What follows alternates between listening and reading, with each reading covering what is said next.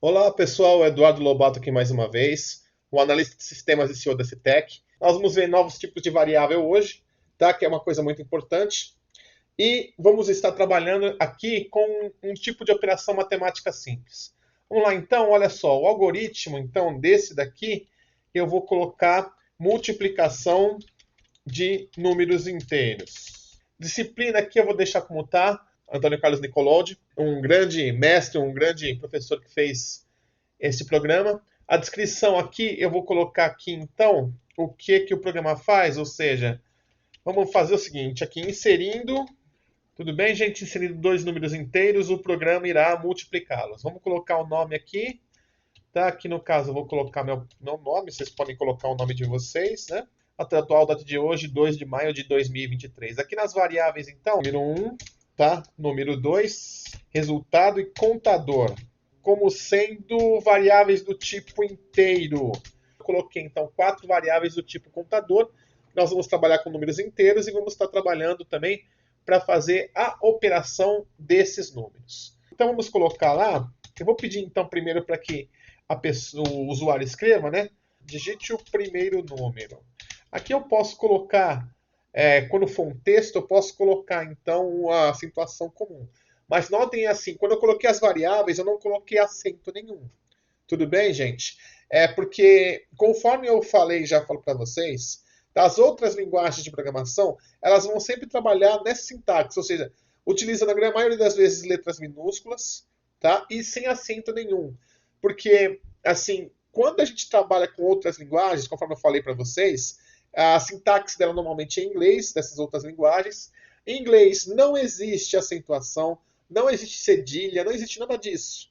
Tá ok, gente? Então são caracteres que não vão ser reconhecidos. Inclusive, olha só, a gente colocar um texto no algoritmo, num programa, eu vou colocar ele sempre dentro de aspa dupla. A única exceção vai ser quando esses textos fizerem parte de alguma sintaxe, como por exemplo, é muito comum você utilizar uma variável booleana. Variável booleana significa o seguinte: verdadeiro ou falso, apenas isso. Esse tipo de variável você vai estar utilizando, por exemplo, muito comum, por exemplo, em um jogo, em um videogame qualquer. Em um videogame qualquer, você está jogando ou então está exibindo uma tela de demonstração. Se ele tiver esse controle, se ele tiver esse tipo de rotina, ele vai ter uma variável booleana que vai dizer o seguinte: se tiver uma variável booleana, por exemplo, game over, tá? Uma variável booleana com o nome game over. Se essa variável estiver verdadeira, aquele jogo, aquele videogame não está sendo utilizado naquele momento, aquilo é só uma demonstração. Se a variável booleana game over estiver como falsa, alguém está jogando naquele momento. Não é um texto comum, é um valor que a variável está esperando. Já no caso aqui, que é um texto simples, o texto simples vai sempre dentro de aspa dupla. Tudo bem, pessoal? Então, vamos lá escrever, digite o primeiro número, eu vou colocar aqui. Aí eu vou pedir para que o programa leia, tá? A variável número 1. Tudo bem, gente? Daí eu vou pedir para que o programa escreva agora a variável número 2, o segundo número, né? Eu vou pedir então para que o programa leia na variável número 2. Tá? Número 1 e número 2 não estão sendo colocados dentro da aspa dupla porque são o nome das variáveis que eu coloquei. Assim como eu vou colocar aqui a variável resultado, coloco dois sinais de igual aqui, tá? Só que dois pontos e outro sinal de igual tradicional. E vou colocar aqui 0. Eu poderia muito bem fazer o seguinte, pessoal, colocar aqui o resultado, a variável resultado, e podia colocar aqui número 1 vezes número 2. Aqui eu podia colocar o resultado da multiplicação, e daí coloco aqui, mais uma vez, tá? Fecho o texto, dou uma vírgula, aqui concatenando a variável resultado. Aí, colocando o código, eu daria um F9 aqui, para a gente estar fazendo a operação. Ó, 7, por exemplo, vezes 6 vai dar 42. Mas assim, eu poderia fazer dessa maneira aqui, que é a maneira tradicional, como eu poderia fazer uma outra coisa aqui com vocês, que vai envolver a propriedade enquanto. O que isso significa? Significa o seguinte, que eu vou colocar junto a enquanto uma condição. Tudo bem? Essa condição vai ser o seguinte: enquanto contador for menor, tá, que o número 2. Tá? Ou seja, enquanto o contador for menor, tá, que a variável número 2. Enquanto o contador for menor que esse número, ele vai fazer o seguinte: enquanto o contador for menor que o número 2, faça. Tá? Ele vai fazer o que aqui? Vai colocar resultado, ele mesmo, tudo bem? Atribuído de número 1. Eu vou aqui colocar como contador igual ela mesma e vou multiplicar. Eu vou adicionar isso com o valor 1. Tudo bem, gente? Quando isso for satisfeito, né, quando não houver, quando o contador for igual ou for maior que o número 2, eu não vou fazer mais a repetição, eu vou direto para fim enquanto. Tá? Ou seja, isso daqui é uma rotina, então, de repetição. Enquanto o contador for menor que o número 2, ou seja, enquanto uma propriedade for menor que a outra, eu vou atribuindo, então, ao resultado, tá, o valor que vai ser ele mesmo mais o número 1, e contador vai ser igual ao contador mais 1. Tudo bem, gente? Enquanto o contador for menor que o número 2, ele vai fazendo isso. Quando for igual, ele parou, ele vai direto para fim enquanto acabou o algoritmo. Tudo bem, gente? Então, fazendo isso, colocando aqui F9, vou colocar a mesma operação. Tá? 7 vezes 6, 42.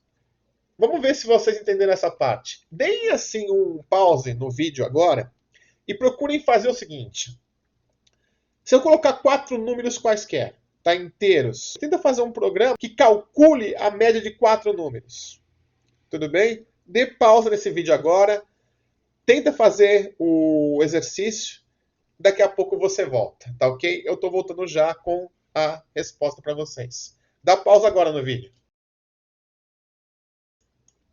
Bem, pessoal, eu pedi para vocês fazerem um exercício para que vocês pegassem 4 números. Vamos colocar aqui 4 números. Notem que eu estou colocando o mesmo ambiente que a gente já estava trabalhando antes, tá? Não coloquei um arquivo novo. E a gente vai colocar esses 4 números e dar uma média deles. Agora, vocês estão vendo aqui na parte aqui à direita, gente, aqui a área de visualização dos resultados, vocês estão vendo aqui execução terminada por erro. Acho que vocês compreenderam o que eu passei para vocês no início desse vídeo. Vocês vão ter esse resultado, execução terminada por erro. Por quê? Porque eu não posso colocar como resultado um tipo de variável inteira, sendo que o número que ele vai dar aqui é um número do tipo real. O que é esse número real? Uma variável que vai aceitar todo tipo de número, assim, inclusive número assim, decimal, número quebrado. Tudo bem, gente? Para vocês verem o seguinte, quando eu coloco uma variável de operação matemática, existem inúmeros tipos de variável. Não é um só como texto. Tudo bem, gente? A gente colocou caractere para texto, qualquer texto vai. Só que quando a gente trabalha com números, tudo bem? Existe um para número inteiro, outro para números reais, etc. Na próxima aula eu vou estar trazendo para vocês uma tabela de todos os tipos de variáveis para vocês estarem estudando. Tudo bem, pessoal? Então, colocando aqui como número real, eu vou colocar aqui o início. Então, vou fazer o seguinte. Vou pedir para escrever primeiro, tá? E vou colocar aqui, ó, digite o primeiro valor. Daí eu coloco aqui para ler aqui a variável número 1.